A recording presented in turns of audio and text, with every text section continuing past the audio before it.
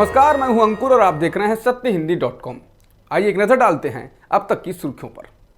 Media reports के अनुसार भारत में कोरोना के मामले बढ़कर 78,810 हो गए हैं, जबकि मरने वालों का आंकड़ा 2564 हो गया है। हालांकि स्वास्थ्य मंत्रालय द्वारा दोपहर को जारी आंकड़ों के मुताबिक भारत में कुल संक्रमितों की संख्या 78,003 है, जबकि मरने वालों की संख्या 2549 है। अभी तक कुल ठीक होने वालों की संख्या 26,234 हो गई है और कुल एक्टिव मामले 49,219 हैं। देश के सबसे ज्यादा कोरोना प्रभावित राज्य महाराष्ट्र में संक्रमितों की संख्या 25,922 हो गई है। दूसरे स्थान पर गुजरात है, जहां कोरोना मरीजों की संख्या 9,267 है। तमिलनाडु में भी संक्रमितों की संख्या 9,227 हो गई है। दिल्ली के स्वास्थ्य विभाग ने बताया है कि बीते 24 घंटों में 472 नए मामले सामने आए हैं। ये एक दिन में कोविड-19 के नए मामले सामने आने का अब तक का सबसे बड़ा आंकड़ा है। दिल्ली में अब संक्रमण के कुल मामले 8,470 हो गए हैं। वहीं कोविड-19 से मरने वालों की संख्या बढ़कर 115 हो गई है। वहीं 3,045 लोग इलाज के बाद पूरी तरह ठीक भी हो चुके हैं। केरल में आज 26 नए कोरोना के मामले सामने आए, जिसके बाद कुल संक्रमितों की संख्या 560 हो गई है, जबकि राज्य में कुल एक्टिव मामले 64 हैं। झारखंड में आज 3 नए मामले रिकॉर्ड किए गए हैं, जिससे राज्य में कुल संक्रमित लोगों की संख्या 190 हो गई। राज्य के स्वास्थ्य मंत्रालय के सचिव ने ये जानकारी दी। मजदूरों के सब्र का बांध टूटता जा रहा है। पहले महाराष्ट्र के मुंबई, फिर गुजरात और अब मध्य प्रदेश में मजदूरों ने हंगामा किया। मजदूरों की मांग है कि उनको उनके गृह राज्य भेजे जाने की व्यवस्था की जाए। आज मध्य प्रदेश के बिडवानी में बसों के इंतजाम को लेकर मजदूरों ने हंगामा किया। वित्त मंत्री निर्मला सीतारमण ने आज अपनी प्रेस कॉन्फ्रेंस में प्रवासी मजदूरों, रेहड़ी पटरी वाले, विक्रेता, छोटे किसानों और खुद का रोजगार करने वालों के लिए ऐलान किया। इस दौरान उन्होंने कहा, जो प्रवासी मजदूर अपने राज्यों में वापस गए हैं, उनकी मदद करने के लिए 10,000 करोड़ रुपए खर्च किए जा चुके हैं। वापस लौटे 40 से 50% मजदूरों ने मनरेगा में काम करने के लिए नामांकन कराया है, जो पिछले साल मई महीने के मुकाबले काफी ज्यादा है। मजदूरी की दिहाड़ी 182 रुपए प्रतिदिन से बढ़ाकर 202 रुपए प्रतिदिन कर दी गई है।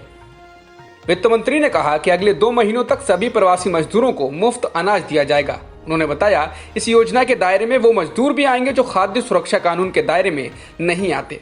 इस योजना का फायदा उन मजदूरों को भी मिलेगा जिनके पास राशन कार्ड नहीं है। उन्होंने कहा, ऐसे 8 करोड़ प्रवासी मजदूरों के लिए 3,500 करोड़ रुपए का प्रावधान किया गया है। अगले 2 महीनों तक हर प्रवासी मजदूर परिवार को 5-5 किलो गेहूं या चावल और 1 किलो चना मिलेगा। वित्त मंत्री ने कहा कि one nation one ration card की योजना पर काम किया जा रहा है। ये हर राज्य में लागू होगा। प्रवासी किसी भी राज्य के राशन डिपो से इस कार्ड की मदद से राशन ले सकता है। रेहड़ी पटरी वालों को 10,000 रुपए प्रति व्यक्ति दिए जाएंगे, जिससे लॉकडाउन के बाद ये अपना काम शुरू कर पाएं। इससे 50 लाख लोगों को लाभ मिलेगा।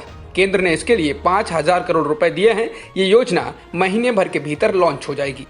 भारत के राष्ट्रपति रामनाथ कोविंद ने 1 वर्ष तक अपने वेतन का 30% हिस्सा पीएम केयर्स फंड में दान करने का निर्णय लिया है। राष्ट्रपति भवन की आधिकारिक वेबसाइट पर यह जानकारी दी गई है। इसके अलावा राष्ट्रपति ने निर्देश दिए हैं कि दफ्तर में इस्तेमाल होने वाली चीजों में कटौती की जाएगी।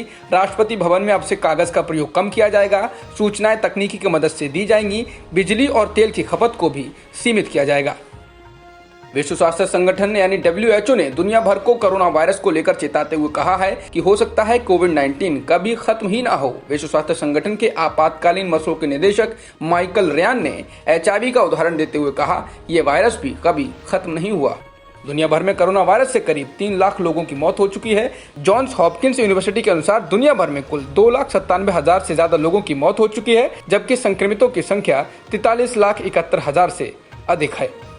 अमेरिका में कुल संक्रमितों की संख्या 13,90,000 से ज्यादा हो गई है, जबकि मरने वालों का आंकड़ा 84,119 हो गया है। वहीं रूस में कुल संक्रमित 2,42,000 हो गए हैं और मृतकों की संख्या 2,212 हो चुकी है। ब्रिटेन में संक्रमितों की संख्या 2,30,000 से ज्यादा हो गई है और मृतकों की संख्या 33,000 से ज्यादा है। स्पेन में भी संक्रमितों की संख्या 2,28,000 से ज्यादा हो गई है और मृतकों की संख्या 27,104 है। इसके अलावा इटली में भी कुल संक्रमित 2,22,000 हो चुके हैं और मरने वालों का आंकड़ा 31,000 से अधिक है। लॉकडाउन से कुछ दिनों की रियायत के बाद पाकिस्तान के सिंध प्रांत में कुछ बाजारों को फिर से सील करना पड़ा है। स्थानीय प्रशासन का कहना है कि बाजारों में पहुंच रहे लोग सोशल डिस्टेंसिंग का ध्यान नहीं रख रहे थे। अब तक की खबरों में इतना ही। बाकी खबरों के लिए बने रहिए सत्यहिंदी.com के साथ।